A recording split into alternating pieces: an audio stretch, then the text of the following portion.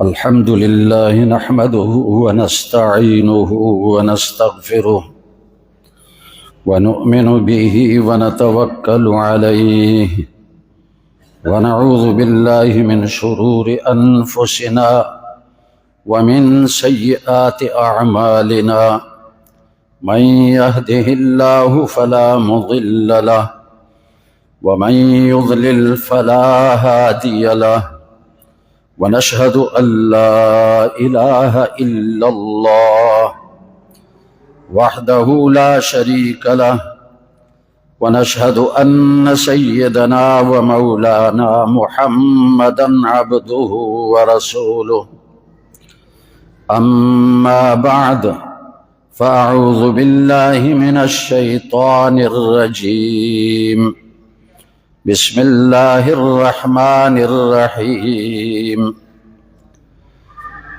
ولا تركنوا إلى الذين ظلموا فتمسكم النار وما لكم من دون الله من أولياء ثم لا تنصرون صدق الله العظيم اللهم صل على محمد وعلى آل محمد كما صليت على إبراهيم وعلى آل إبراهيم إنك حميد مجيد. قابل احترام سامعین گرامی قدر، سورہ ہود کی ایک آیت کی تلاوت آپ کے سامنے کی ہے۔ اللہ جل شانہ ارشاد فرماتے ہیں وَلَا تَرْكَنُوا إِلَى الَّذِينَ ظَلَمُوا فَتَمَسَّكُمُ النَّارُ، ظالموں کے طرف تم مت جھکو، ان کے طرف مائل نہ ہو،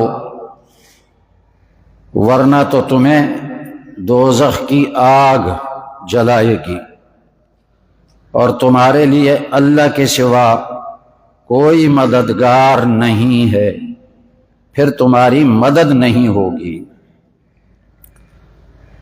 آج کل کے اس معاشرے میں مسلمانوں میں ایک بیماری عام ہو چکی ہے، اور وہ بیماری ہے یہود، نصارہ اور ہنود اور دیگر جو غیر مسلم ہیں ان کے ساتھ مشابہت اختیار کرنا۔ یہ خطرناک بیماری ہے۔ تو اس آیت میں اسی کی طرف اشارہ ہے۔ اللہ جل شانہ نے ہمیں دین اسلام عطا فرمایا، اور دین اسلام مکمل دین ہے۔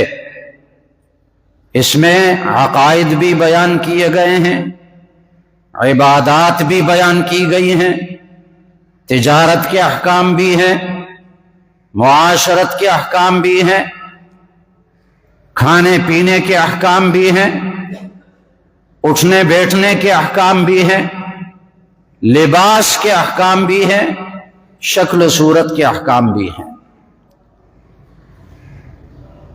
اس لیے ہمیں زندگی کے جتنے بھی شعبے ہیں، جو حالات بھی ہم پر آنے والے ہیں، آ رہے ہیں، ان میں ہم اس بات کو دیکھیں کہ رسول اللہ صلی اللہ علیہ وسلم کا طریقہ کیا ہے۔ ہم یہود کو نہ دیکھیں، نصارہ کو نہ دیکھیں، ہندوؤں کے رسم و رواج کو نہ دیکھیں، نصارہ کیسے لباس پہنتے ہیں، شکلیں کیسی بناتے ہیں، ہم نے اس کو نہیں دیکھنا۔ وَلَا تَرْكَنُوا إِلَى الَّذِينَ ظَلَمُوا، ان ظالموں کے طرف مت جھکو، فَتَمَسَّكُمُ النَّارُ، تمہیں دوزخ کی آگ چھوئے گی، اور تمہارے لیے اللہ کے سوا کوئی مددگار نہیں ہوگا۔ حدیث پاک میں آتا ہے، ایک صحابی آئے اور نبی کریم صلی اللہ علیہ وسلم سے عرض کیا، انا نسمع احادیث من یہود فتعجبنا افنکتب بعضها، یہود سے بعض اچھی باتیں ہم سنتے ہیں، یا رسول اللہ اگر آپ کی اجازت ہو ہم ان کی اچھی باتیں لکھ لیں۔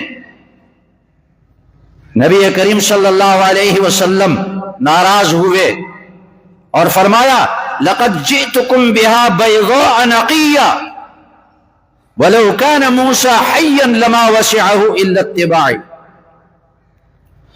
میں جو دین لے کر آیا ہوں تمہارے پاس یہ بالکل سفید ہے، روز روشن کی طرح صاف ہے، اس میں کوئی چیز پوشیدہ نہیں، تم غیروں کی طرف کیوں جاتے ہو؟ فرمایا یہ تو تم یہود کی بات کرتے ہو، یہود کے نبی حضرت موسیٰ علیہ السلام اگر وہ زندہ ہوتے تو ان کو بھی میری تابعداری کے بغیر کوئی چارہ کار نہ ہوتا، وہ بھی میری تابعداری کرتے۔ کیسے کہتے ہو ہم یہود کی اچھی باتیں سن لیں؟ اسی طرح حدیث میں ایک واقعہ آتا ہے، حضرت عمر رضی اللہ عنہ کے ہاتھ کہیں تورات کا نسخہ پڑ گیا، حضرت عمر رضی اللہ عنہ نے وہ تورات کا نسخہ کھولا اور اس کو پڑھنے لگے رسول اللہ صلی اللہ علیہ وسلم کے سامنے، اور نبی کریم صلی اللہ علیہ وسلم کا چہرہ اقدس غصے سے اس کا رنگ بدل رہا تھا۔ ابو بکر صدیق رضی اللہ عنہ کی نظر رسول اللہ صلی اللہ علیہ وسلم کے چہرے پر پڑی تو فوراً یہ کہا انا نتوب الی اللہ، ہم توبہ کرتے ہیں۔ حضرت عمر کو کی طرف اشارہ کیا، اما تری ما بوجہ رسول اللہ صلی اللہ علیہ وسلم، اے عمر دیکھتے نہیں تم تورات پڑھتے ہو، رسول اللہ صلی اللہ علیہ وسلم غصہ ہو رہے ہیں۔ حضرت عمر رضی اللہ عنہ نے تورات کو بند کر دیا اور یہ فرمایا رضینا باللہ ربا وبالاسلام دینا وبمحمد صلی اللہ علیہ وسلم رسولا، ہم اللہ کے رب ہونے پر راضی ہیں، اسلام کے دین پر راضی ہیں، محمد صلی اللہ علیہ وسلم کے رسول ہونے پر راضی ہیں۔ تو اس وقت بھی نبی کریم صلی اللہ علیہ وسلم نے فرمایا کہ اگر موسیٰ علیہ السلام خود زندہ ہوتے تو میری تابعداری کرتے، اور اس کی بہت ساری مثالیں ہیں نبی کریم صلی اللہ علیہ وسلم کی زندگی میں کہ نبی کریم صلی اللہ علیہ وسلم نے یہود اور نصارہ اور ہندوؤں کے ساتھ مشابہت اختیار کرنے سے منع فرمایا۔ ایک مثال اس کی اذان کی ہے، جب نبی کریم صلی اللہ علیہ وسلم نے مدینہ منورہ ہجرت فرمائی، نمازیں پہلے فرض ہو چکی تھی، لیکن نماز کے لیے اذان کا حکم اس وقت تک نہیں آیا تھا۔ نبی کریم صلی اللہ علیہ وسلم نے صحابہ کو جمع کیا، ان سے مشورہ لیا کہ لوگوں کو نماز کے لیے جمع کرنے کے لیے کوئی طریقہ اختیار کرنا چاہیے۔ نبی کریم صلی اللہ علیہ وسلم کا معمول یہ تھا کہ جب وحی کے ذریعے سے کوئی حکم نازل نہ ہوتا تو آپ صحابہ سے مشورہ لیتے، اور ظاہر ہے کہ وہ نزول وحی کا زمانہ تھا، اگر غلط فیصلہ ہوتا تو اللہ کی طرف سے اس پر تنبیہ آتی، اس کی تصحیح ہوتی۔ تو ایک صحابی نے یہ رائے دی ناقوس، یا رسول اللہ جب نماز کا وقت ہو ناقوس بجایا جائے، ایک لکڑی کو دوسری لکڑی پہ یوں بار کر اس سے آواز نکالی جائے جیسے آج کل گھنٹہ بجایا جاتا ہے، ہندوؤں کے مندروں میں گھنٹہ بجایا جاتا ہے۔ اس کا مشورہ دیا جب نماز کا وقت ہو ناقوس بجایا جائے، تو کسی نے بتایا کہ یہ تو نصارہ کا طریقہ ہے۔ نبی کریم صلی اللہ علیہ وسلم نے اس کو رد کر دیا۔ پھر دوسرا مشورہ یہ دیا آگ جلائی جائے، نماز کا وقت ہو آگ جلائی جائے۔ لیکن یہ بتایا گیا کہ یہ آگ جلانا یہود کا طریقہ ہے اور ایک روایت میں مجوس کا طریقہ ہے، اس کو بھی رد کر دیا۔ تیسرا مشورہ یہ آیا، سینگ، جانور کا سینگ ہوتا ہے، اس کا جو چھوٹا کنارہ ہے اس میں سوراخ کر کے اس میں پھونک ماری جائے، اس سے آواز نکلتی ہے، قرن۔ لیکن معلوم ہوا کہ یہ تو یہود کا طریقہ ہے، رسول اللہ صلی اللہ علیہ وسلم نے اس کو بھی رد کر دیا تاکہ غیر مسلموں کے ساتھ مشابہت نہ ہو۔ اب اگر آج کوئی کہے کیا بات ہے، بس گھنٹہ بجایا جائے، لوگ نماز کے لیے آئیں گے۔ ایک صحابی تھے عبداللہ ابن زید ابن عبد ربہ رضی اللہ عنہ، وہ اسی فکر میں اپنے گھر جا کر رات کو سو گئے اور خواب میں انہوں نے دو فرشتوں کو دیکھا کہ اور انہوں نے اذان کے کلمات پڑھے۔ میں مختصراً عرض کرتا ہوں، اذان کے کلمات پڑھے۔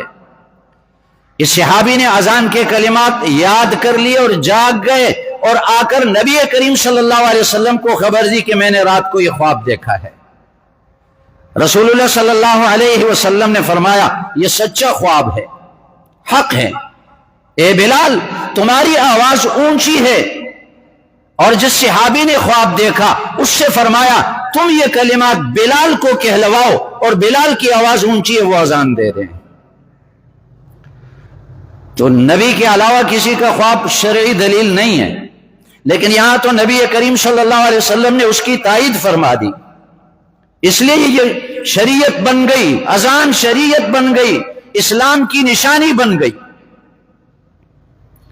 لیکن غیروں کے طریقے رسول اللہ صلی اللہ علیہ وسلم نے رد کر دیا۔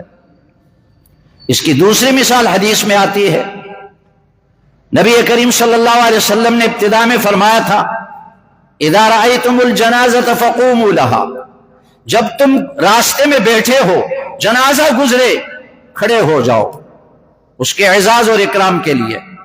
پھر جب قبرستان پہنچو، جب تک میت کو اتارا نہ جائے کندھوں سے تب تک مت بیٹھو۔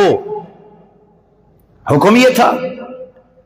ایک یہودی عالم آیا، اس نے نبی کریم صلی اللہ علیہ وسلم سے کہا یا محمد یا ابو القاسم، یہود نبی کریم صلی اللہ علیہ وسلم کو ابو القاسم نام سے پکارتے تھے، یہ ہمارا بھی طریقہ ہے، ہم بھی ایسے ہی کرتے ہیں، جنازے کے لیے کھڑے ہوتے ہیں، پھر قبرستان میں اس وقت تک نہیں بیٹھتے جب تک میت کو کندھوں سے نہ اتارا جائے۔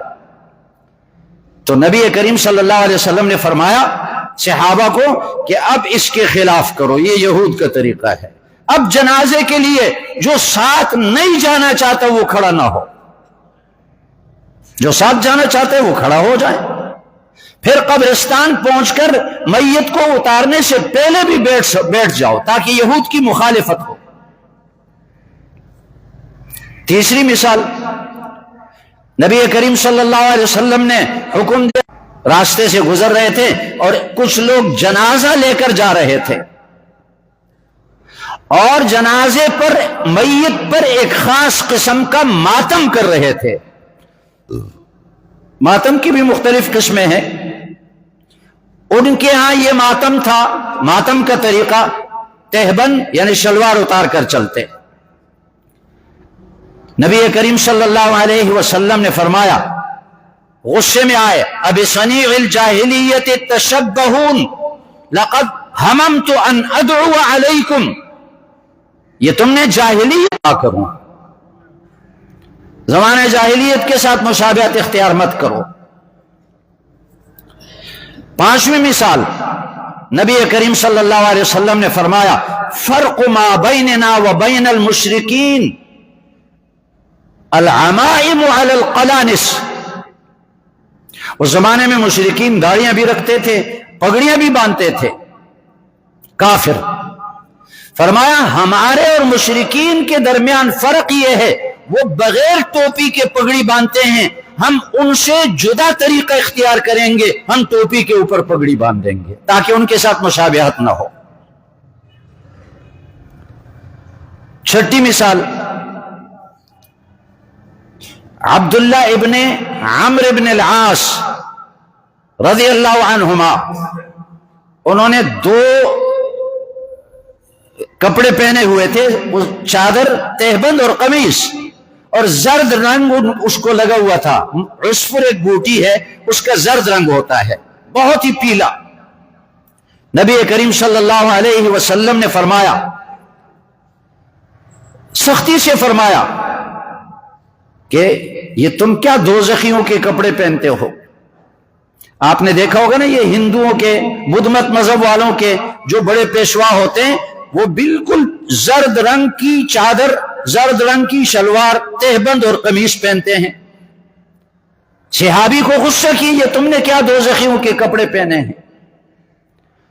اس طرح بہت سی مثالیں رسول اللہ صلی اللہ علیہ وسلم کے زمانے میں پائی جاتی ہیں، ہمیں ملتی ہیں کہ نبی کریم صلی اللہ علیہ وسلم نے غیر مسلموں کے ساتھ مشابہت اختیار کرنے سے منع فرمایا۔ آج مسلمان انہی غیر مسلموں کے ساتھ مشابہت اختیار کر رہے ہیں۔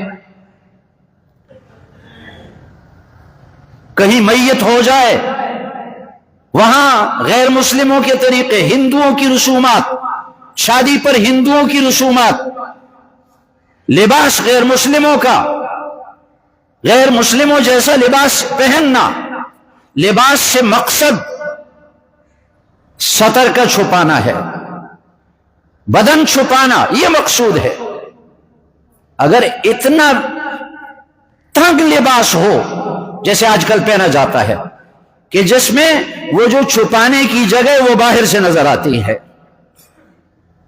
جس کا چھپانا فرض ہے، آج کل کے ایسے تنگ پتلون پہنتے ہیں وہ اوپر سے سب کچھ نظر آتا ہے، تو لباس کا مقصد تو پورا نہ ہوا۔ غیروں کے ساتھ مشابہت، یہ جو حجام کی دکانیں ہیں، آپ دیکھیں، اس میں بالوں کی ڈیزائن بنائے ہوتے ہیں۔ یہ ڈیزائن کہاں سے آتے ہیں؟ یہ ہندوؤں کی طرف سے آتے ہیں، یہ نصارہ کی طرف سے آتے ہیں۔ ہمارے سارے نوجوان وہاں حجام کی دکان پہ جا کر ڈیزائن دیکھ لیتے ہیں، پھر کہتے ہیں یہ اس طرح کے بال بناؤ۔ صاف حدیث میں آتا ہے، قضاء سے نبی کریم صلی اللہ علیہ وسلم نے منع فرمایا۔ قضاء، صحابہ نے پوچھا قضاء کیا ہے؟ تو قضاء کا معنی بتا دیا کہ سر کا کچھ حصہ مونڈ دیا جائے اور کچھ بال چھوڑ دیا جائے۔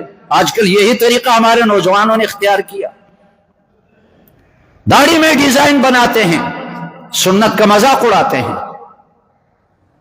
ایک تو گناہ ہے، ایک ڈیزائن بنانا، اس سنت کا مذاق، اس سے کبھی آپ خوبصورت نہیں بن سکتے۔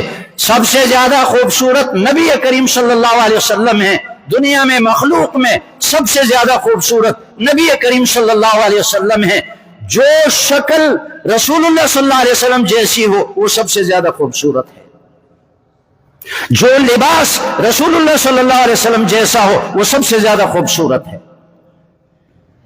آج اگر ایک مجلس میں 10 مسلمان ہوں، 10 یہودی ہوں، 10 عیسائی ہوں، 10 ہندو ہوں، 10 مجوسی ہوں، آپ اس مجلس میں مسلمانوں کی تمیز نہیں کر سکتے کہ کون کون مسلمان ہیں۔ ایسی غیر مسلموں کے ساتھ شکل صورت میں مشابہت اختیار کر دی۔ مسلمان کی ایک وضع قطع ہونی چاہیے۔ فوج کا ایک لباس ہوتا ہے، اس وردی کے بغیر ڈیوٹی کے اوقات میں اس کو سخت سزا ہوتی ہے، تو پہچانا ہی نہیں جاتا ہے فوجی وردی کیوں نہیں پہنی۔ مسلمان کی ایک پہچان ہے، ایک شکل و صورت ہے۔ غیر مسلموں کے اندر گھل مل کر مسلمانوں کا کوئی پتہ نہیں چلتا، اس لیے اللہ نے منع فرمایا غیر مسلموں کے ساتھ مشابہت اختیار مت کرو۔ ہمارا ایک سفر ہوا سری لنکا، وہاں ایک بلند پہاڑی ہے اور مشہور یہ ہے کہ اس پہاڑ کی چوٹی پر آدم علیہ السلام اترے ہیں جنت سے، اور وہاں قدموں کے نشانات بھی ہیں، اور وہاں کا مذہب بدھ مت ہے۔ 10% مسلمان ہیں، 10 یا 15% بدھ مت۔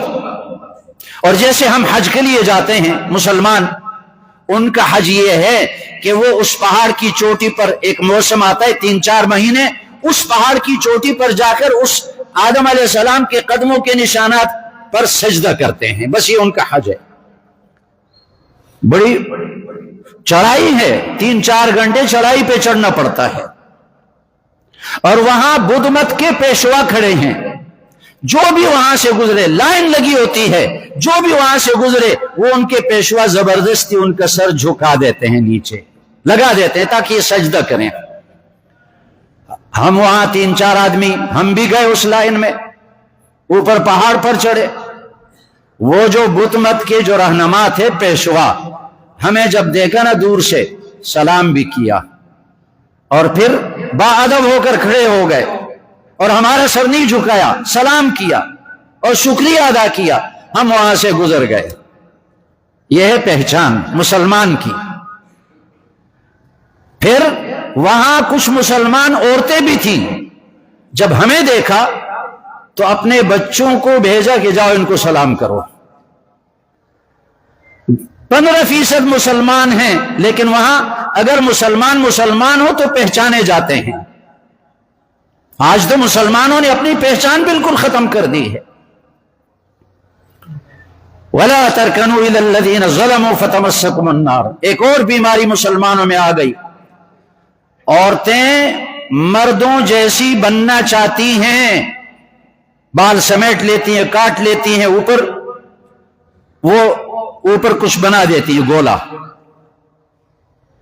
اور مرد کو حکم یہ کہ ٹخنے مت چھپاؤ، عورت کو حکم یہ کہ ٹخنے کیا پیروں کو بھی چھپا دو، لیکن آج کل کی عورتیں آدھی پنڈلی تک ان کی شلواریں ہیں، اور مردوں کے ٹخنے چھپے ہوئے ہیں، نوجوانوں کے ٹخنے چھپے ہوئے۔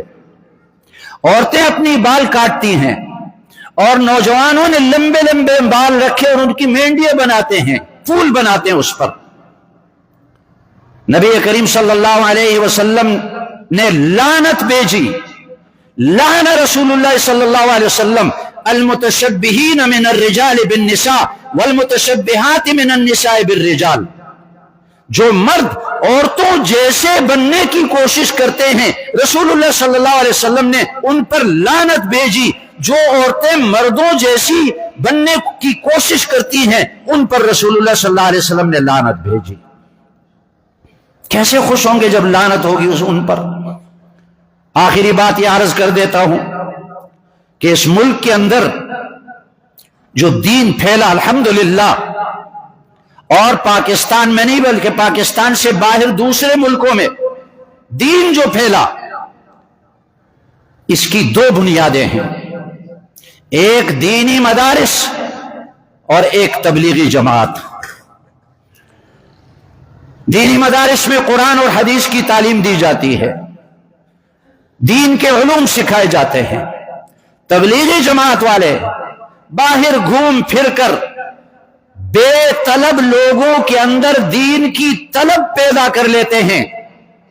ہمارے پاس مدارس میں سینکڑوں نہیں ہزاروں ایسے طلبہ آتے ہیں جو پہلے بے دینی کے راستے پر چل رہے تھے، تبلیغی جماعت میں وقت لگایا، مدرسے کا رخ کیا، عالم بن گئے۔ آپ کے مشہور شاعر جنید جمشید، کیا بے دینی والی زندگی انہوں نے گزاری، شہرت حاصل کی بے دینی میں، تبلیغی جماعت میں لگ گئے، دیندار بن گئے۔ اور بعض ایسے بھی ہزاروں طلبہ آتے ہیں جن کے والد نے تبلیغی جماعت میں وقت لگایا، اپنے بیٹے کو مدرسے میں داخل کیا۔ یہ دین کی بنیادیں ہیں۔ لیکن ایک بات یہ عرض کر دیتا ہوں، اس کو کوئی اعلان منع ہے، ایک بات یہ عرض کر دیتا ہوں کہ یہ ابھی ایک کنونشن ہوئی، قومی مشائخ کنونشن، اور اس میں وزیر اعظم صاحب بھی تھے اور فیلڈ مارشل صاحب بھی تھے، اور علماء کو بلایا، اور فیلڈ مارشل نے مدارس پر تنقید کی اور کہا کہ پاکستان کو تم لوگوں نے مدارستان بنا دیا ہے، مدارس پر تنقید کی۔ تو پہلی بات تو یہ ہے کہ مدارس آپ کے سرکاری خزانوں سے 1 پیسہ نہیں لے رہے، سرکاری خزانے میں 1 روپیہ فنڈ مدارس کو نہیں ملتا، یہ مسلمان اپنے چندوں سے مدارس کے ساتھ تعاون کرتے ہیں۔ آپ کو کیوں غصہ آتا ہے؟ دوسری بات یہ ہے، جب آپ کہتے ہیں کہ پاکستان اسلامی ریاست ہے، اس کی بنیاد اسلام پر ہے، تو مدینہ اسلامی ریاست تھی، اس کی بنیاد مدرسے پر تھی۔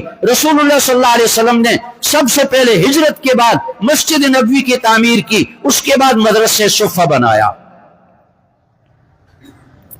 جب اسلامی ریاست ہے تو قرآن اور حدیث کی تعلیم پھیلانے کے لیے مدارس کا ہونا ضروری ہے۔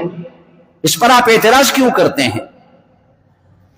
آپ بتائیں کون سے کالج میں قرآن کی تعلیم دی جاتی ہے، قرآن کا ترجمہ پڑھایا جاتا ہے، قرآن کی تفسیر پڑھائی جاتی ہے؟ کون سا کالج ہے؟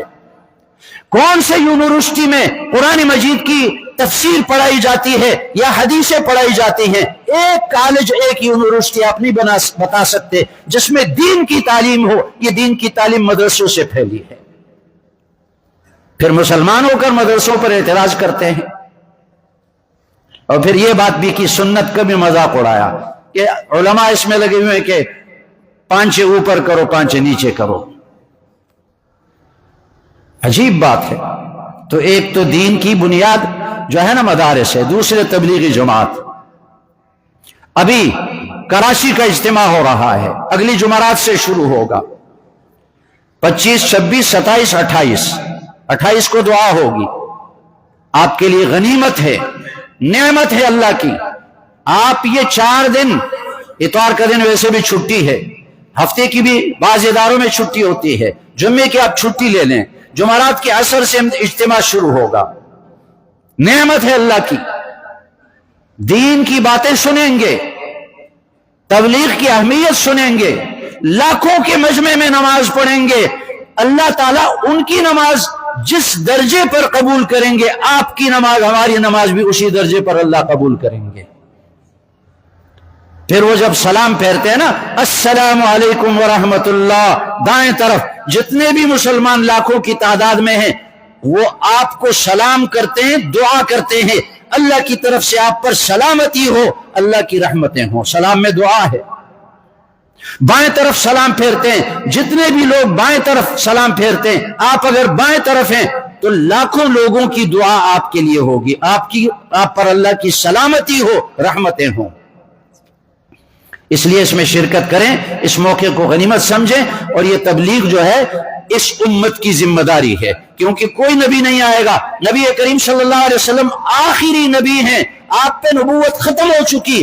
اب جو دعوت و تبلیغ کی ذمہ داری تھی اللہ نے اس امت کے علماء پر ڈال دی خصوصاً، اور جتنے مسلمان ہیں غیر علماء ان پر بھی یہ ذمہ داری ہے کہ وہ خود بھی دین کا کام کریں، دوسروں کو دین کی دعوت دیں، خود بھی اچھا کام کریں، دوسروں کو اچھے کام کی دعوت دیں، خود بھی برائی سے روکیں، دوسروں کو بھی برائی سے روکیں۔ میری آپ سے گزارش یہ ہے کہ آپ اس تبلیغی اجتماع میں ضرور شرکت کریں، یہ آنے والی جمعرات سے انشاءاللہ شروع ہوگا۔